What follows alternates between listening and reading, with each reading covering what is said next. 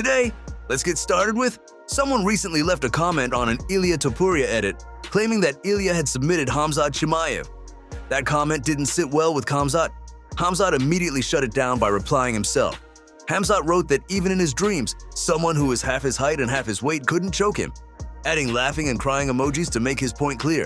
This week, rumors began circulating online claiming that Nick Diaz and Nate Diaz are not on good terms. Perry Punch posted on Instagram alleging the Diaz brothers are beefing over two main issues. First, rehab. Nick is upset that Nate didn't bail him out of rehab sooner and let him stay in there for over a year. Nate is upset Nick is going against his family's wishes and skipped out on sober living in San Diego after his release from rehab in Mexico. Second, the gym. Nick is upset that Nate took over his gym and his students in his absence and even renamed the gym as Nate Diaz Academy. Nate feels as though he's held it down for everyone and kept the business alive in Nick's absence.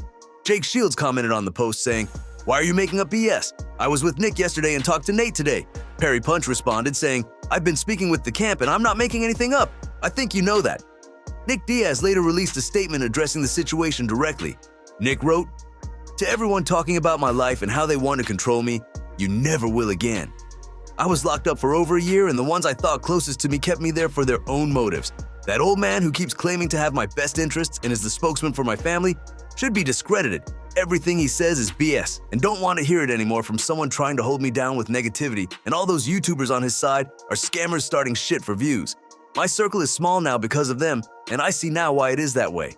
My wife Kayla is there for me. She always had my back and best interest for me and never held anything over my head for her benefit. Martin Sano has also been a real one, and since the beginning he's been hated on, but nothing phases him. He's a real day one. For my brother Nate, I don't know what his issue is, but you need to cut out the shit talkers in your group to keep it real. They are embarrassing to be around. Everyone, enjoy your lives, be positive, and enjoy your freedom." Justin Gaethje says the UFC Paramount deal has not increased his pay at all. Man, to have 14 bonuses and not equal up to $1 million is not right. It's not right. It should be a lot more than that. And I should have had opportunities to do smarter things with my money, but I don't, and I haven't. You know, I hear Daniel Cormier saying that everybody's going to get paid more on this card. I'm not getting $1 more than I would have if this deal didn't happen. Dana White later responded to Gaethje's comments. Bigger real estate in the entire game. And you said no more pay-per-view. Let's talk about that. Because Gaethje did come out and chit-chat about maybe the finances of the entire situation. Are you still trying to figure out how this all works in this non-pay-per-view world? Like, how do you kind of view the evolution of going from what you were to what is now? Because this feels like a big step for your company. Legitimately, Dana. It feels like a big step. We completely have it dialed in. We got like really smart kids that came in and told, they can get down within,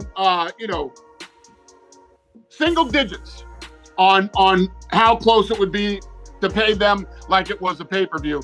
And Gaethje, without getting into all that stuff, Gaethje was offered more money and Gaethje never responded. Okay, so Carlos Prates believes Islam Makhachev is more likely to fight Michael Morales than Kamaru Usman. I saw the internet now. If not Kamaru fight against Islam, probably they're gonna put Morales. Because they start to do a trash talk and things like that. Yeah. I'm down. I'm really down to fight Jack Della Maddalena or Morales, but I think Morales is gonna fight for the belt. I don't know what's happening with Kamaru. I don't know if he got injured or something like that. I want to fight JDM. Yeah. Dana White says Arman Tsarukyan is still the #1 contender in the world, but he had his opportunity, which he missed miserably.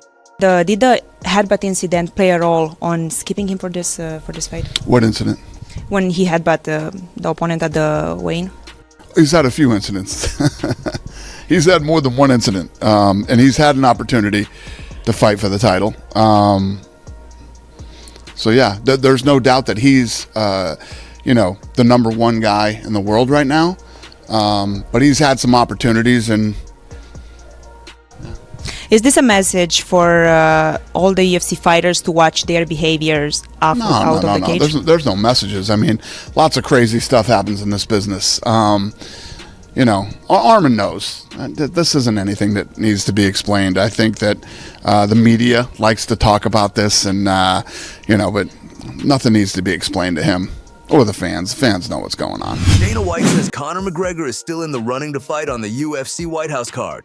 However, Dana once again shut down the idea of Conor McGregor versus Michael Chandler. Oh yeah. And then then Monday, we're all in on the White House fight. We don't have anything laid out. Nothing. It'll all start Monday. Okay. All right.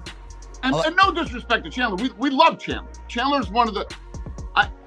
you don't have enough time in your show for me to talk to you about how awesome Chandler is. And you know how I feel about Conor and everything that he's done for the sport and this company. But yeah, that's not the fight we're going with. Go ahead, AJ.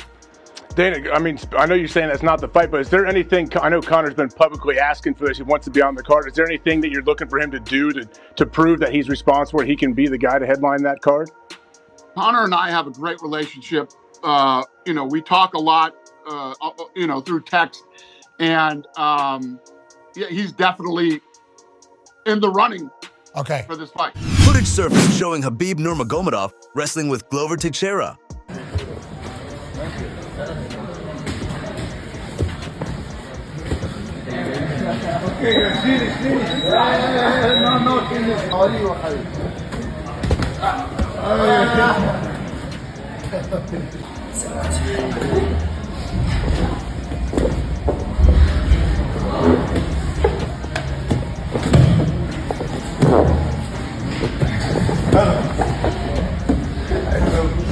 Strickland met Alex Pereira and encouraged him to chase third title. Real sweat. Yeah, you're looking like a real heavyweight. Hey, you're going on the third. You're going on the third title. No maybe. No maybe. You're doing. I don't know. You're doing. Hey, don't let him say maybe. He's doing.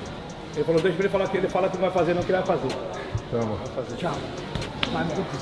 Max Holloway believes Petr Yan winning the belt again has remotivated Sean O'Malley. Before we continue, help us reach our goal of 1,000 subscribers here on MMA Explorers. Hit that like and subscribe button so you don't miss our daily MMA content.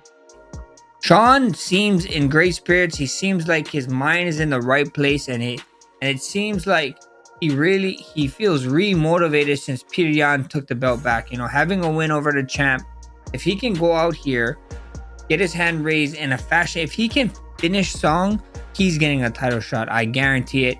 That is motivating him more than ever. As you can see, he's on social media. He's always talking.